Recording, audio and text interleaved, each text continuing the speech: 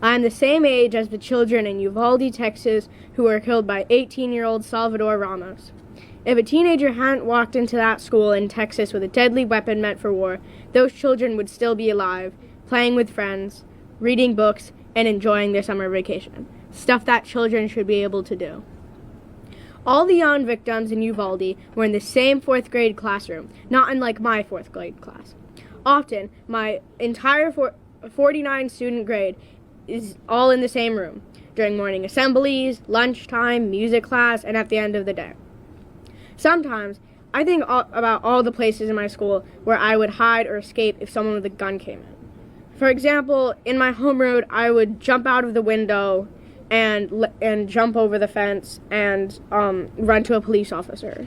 In my friend's classroom, I would climb out the window and run. In my cafeteria, if I couldn't get out, I would hide under the salad bar or behind a vending machine, or if I could, I would run outside. In the gym, I don't think I would have time to run up 3 flights of stairs, so I would have to hide in the locker room or in the supply closet. In my English classroom, I would climb out my window onto the balcony and climb down on the bricks that jut out of the wall. Isn't it crazy that I should even have to think about this kind of stuff? No 10-year-old should have to worry about someone with a gun invading their school. We should be able to gather together without worrying about being shot.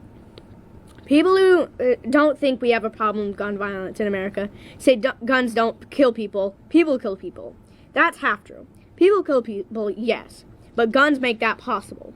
In fact, they make it a lot easier, especially semi-automatic handguns and assault rifles. I live in the District of Columbia, and the first time I saw a person with a gun was in the days after the January 6th insurrection at the U.S. Capitol. My family and I were driving near the Capitol. I believe we were going to lunch somewhere. I saw a police officer with a large rifle. I immediately locked my car door and tried to look around like I didn't see it. Assault rifles are scary.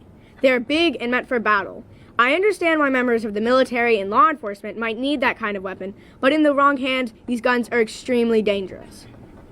Another time I saw a gun was when I was in Alexandria, Virginia, at a reenactment of a battle that happened during the Revolutionary War. The gun was a musket from the 1700s. Muskets from the Revolutionary War are very different from the guns we have today. The muskets used during the Revolution could only fire 1 bullet per 8 seconds, which is around 7 bullets per minute. Today, a semi-automatic rifle such as an AR-15 could shoot 1 bullet per second. That's 60 bullets per minute. In the time it took me to share those statistics with you, a shooter with a semi-automatic rifle could have shot 10 people and potentially killing 10 people, but a shooter with a musket would have only been able to fire off 1 bullet and still would be in the process of reloading.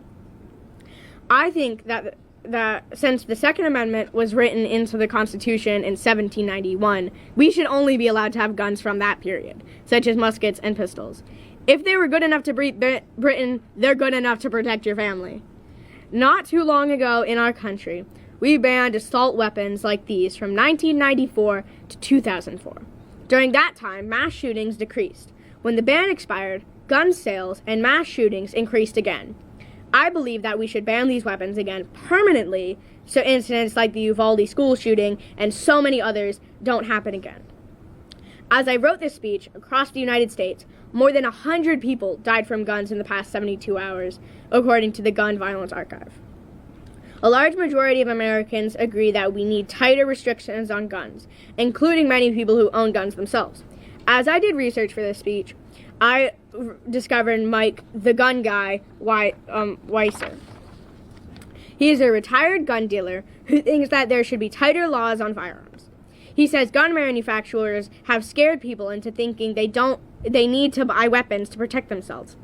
He says, and I quote, "It's just marketing stuff from the gun industry. To me, it's not about self-defense at all. These are weapons of war. There's no question about it." End quote.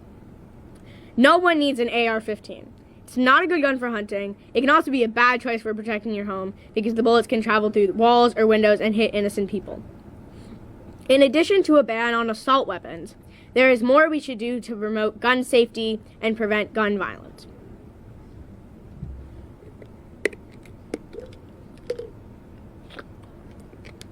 Background checks need to be more about mental health.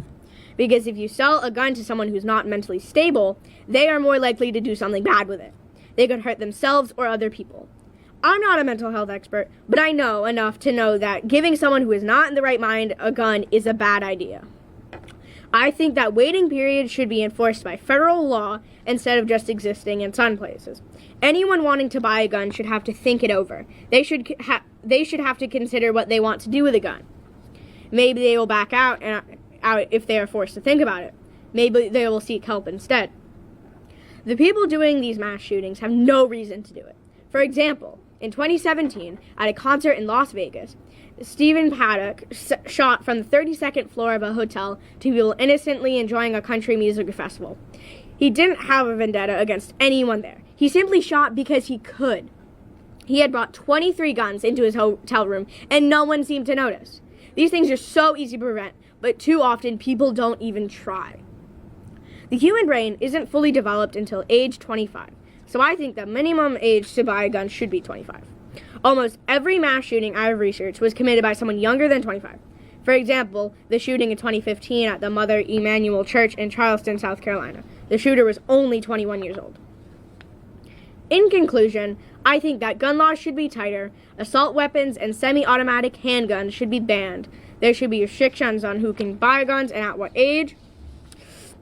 The year I was born, Adam Lanza shot and killed 26 people, including 20 victims. I went to my first rally for gun safety when I was 6. It was after the shooting at Marjorie Stoneman Douglas High School in Florida. Now I'm 10, and we just had another school shooting in Texas. How old will I be when gun laws are finally changed? What grade will I be in when I can stop planning escape routes from shooters? I don't want to get killed at school. I want to go to school to learn. Thank you.